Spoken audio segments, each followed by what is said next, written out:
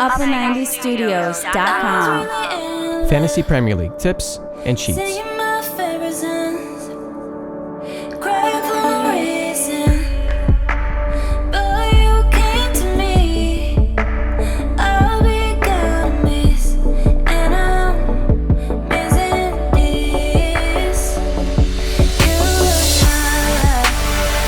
Hey, what's up guys? Welcome back to the channel.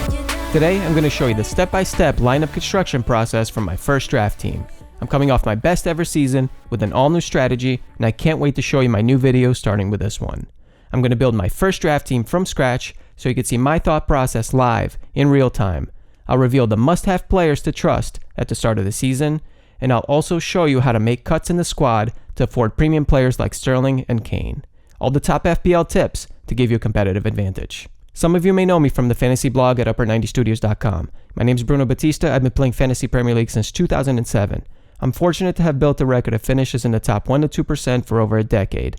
Last season was my best ever, finishing 21K in the top 0.3% out of 6.3 million players. Last year, I got off to a great start, and it was because I used a specific strategy to identify the top picks and the high-risk players to avoid. I'm going to cover that strategy in detail on the next video. I have tons of FPL content ready to go where I'll show you everything I learned from my best ever season. I documented everything. It's all set to go. And if you're brand new to the channel, be sure to like and subscribe and hit the post notification so you don't miss out on anything. This year, I'm going to use that same start of season strategy, but with a new set of players.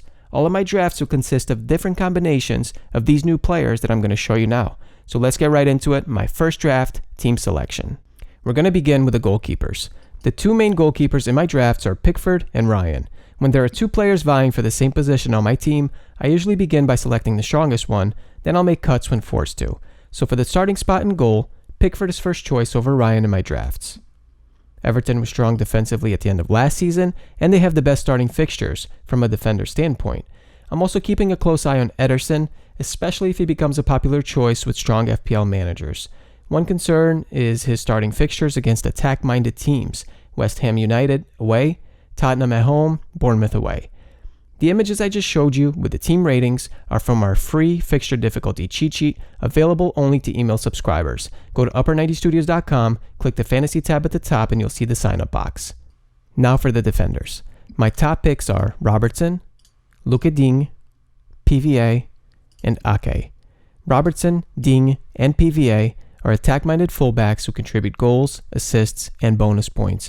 They have a high point ceiling in fantasy. Robertson was actually the 5th highest scorer overall last season, behind just Salah, Sterling, Hazard, and Mane.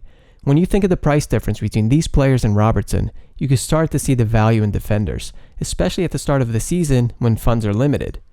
Digne can be a bit of a wild card, as we saw when he scored 17 points one week, then the next week, red card, negative points. I think it was actually right in the middle of a double game week. Actually, I remember exactly because I had him in my team and it was an absolute nightmare. PVA finished the season strong, and he has good scoring potential at the start of this season. Crystal Palace faced just 2 top 6 teams in the first 8 games, Man United and Tottenham.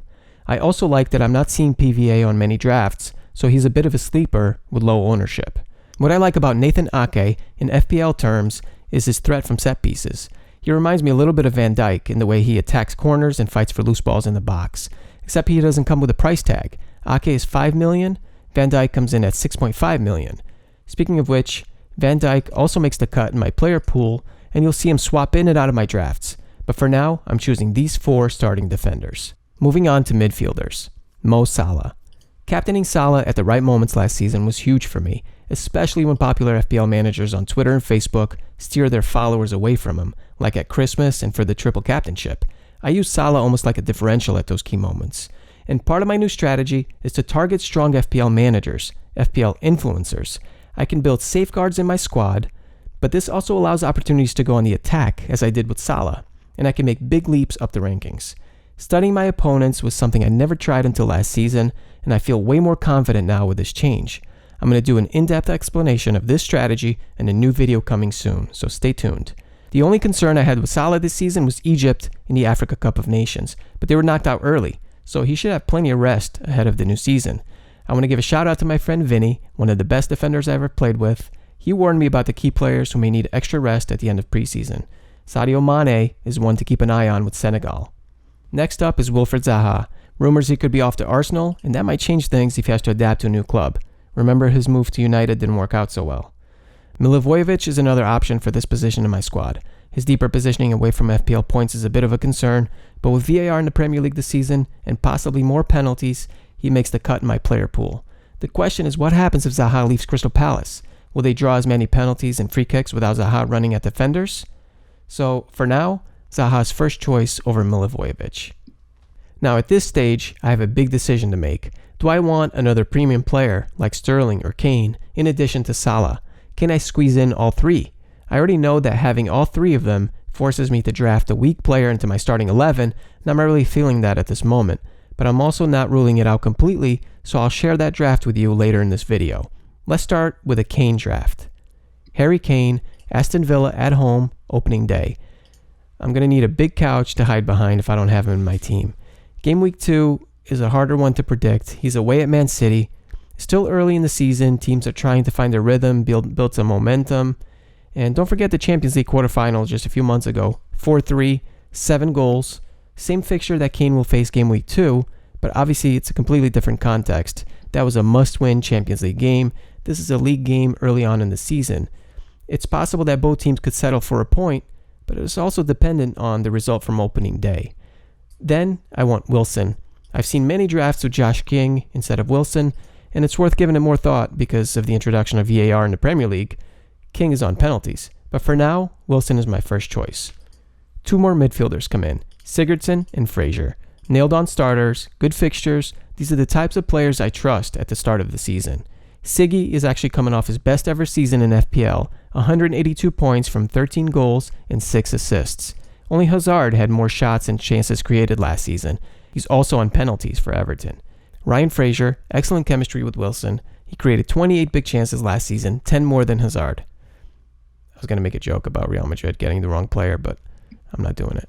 Creating big chances is a key stat when determining the bonus point system. Then we have the bench. My strategy is to maximize the strength of my starting 11, which means my bench players are going to suffer.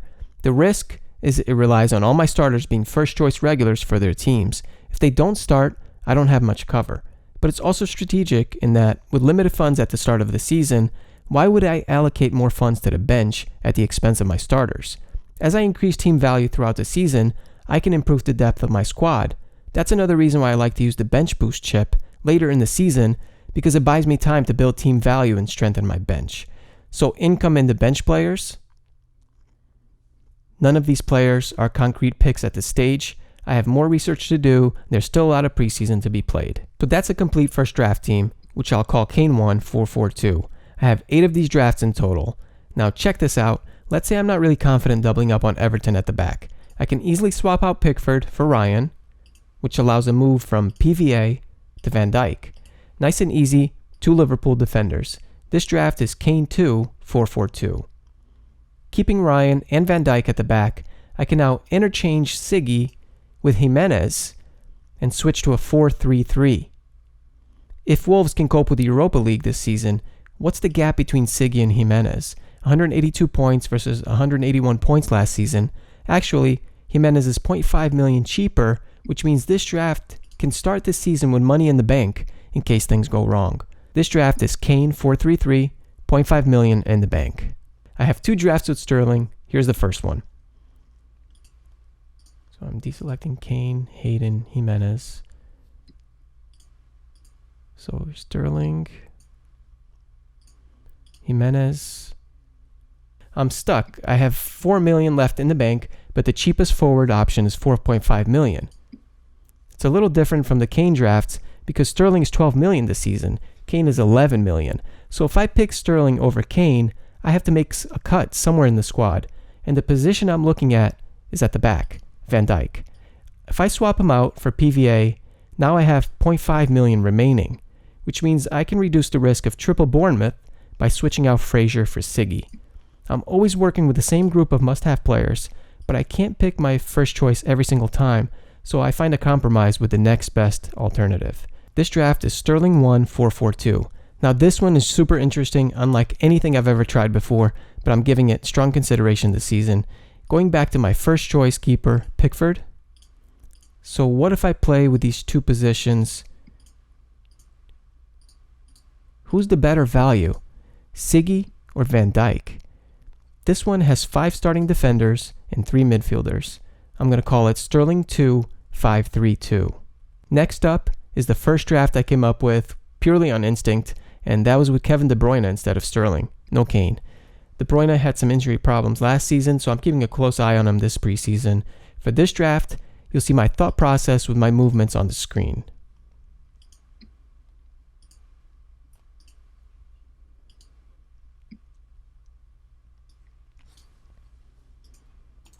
At this stage, I can either go with 0.5 million in the bank, or I can improve one position in the squad.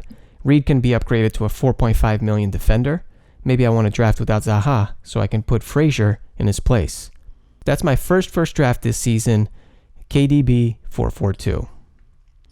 So here's a draft with all 3, Salah, Sterling, and Kane. Here we go. Sterling in for KDB, Kane in for Jimenez. I'm way short of funds now, 6 million. So I have to chip away at the squad depth. This is one of the reasons why I'm not really sure about this draft at the moment. It doesn't have great balance. Pickford moves to my second choice, Ryan. Van Dijk switches to PVA. There's no reasonable way to keep Siggy. He moves to Hayden. And now I'm getting really close. Frazier to Zaha is perfect. This is a 4-4-2 with Kane and Sterling, but it forces me to start Dendoncker. It's really not that bad. The premium players just have to justify their price. This is Sterling plus Kane in 4-4-2 with 1 week starter. Now the final draft is no Sterling, no Kane. More team depth with stronger bench cover. Kane and Sterling come out. Hayden also goes. I can bring back my first choice goalkeeper, and Van Dijk comes in for PVA. I'll go really strong in the middle with Siggy and Frazier plus Jimenez up front. I still have 2.5 million in the bank. So if I want a stronger bench, I can actually draft in an additional quality starter in a rotation system. For example, West Ham start the season against Man City, but after game week 1, they have a solid run of games. I could potentially upgrade Dendoncker to Felipe Anderson. Since I now have 12 strong starters, I can bench Anderson game week 1, then bring him back game week 2 to game week 5 in a rotation system. For example, I could bench Ake against Man City strong attackers game week 3. This draft is adaptable from a 4-4-2 to a 3-5-2, and I'm calling it Sterling plus Kane out, 12 starters. So that's going to be a wrap for today. Stay tuned for my next video with key strategies for the start of the season. We even have a behind-the-scenes look at a new Premier League player. And if you're brand new to the channel, be sure to like and subscribe and turn on your post notifications because this season is going to be incredible. Good at FPL? Join U90 Mini League for a chance to win. Don't forget to subscribe to our email list and get your free fixture difficulty cheat sheet. Click the Fantasy Premier League tab at upper90studios.com. If you're on a computer, it's at the top right of the page. If you're on a phone, it's at the bottom. Thanks for watching. See you soon.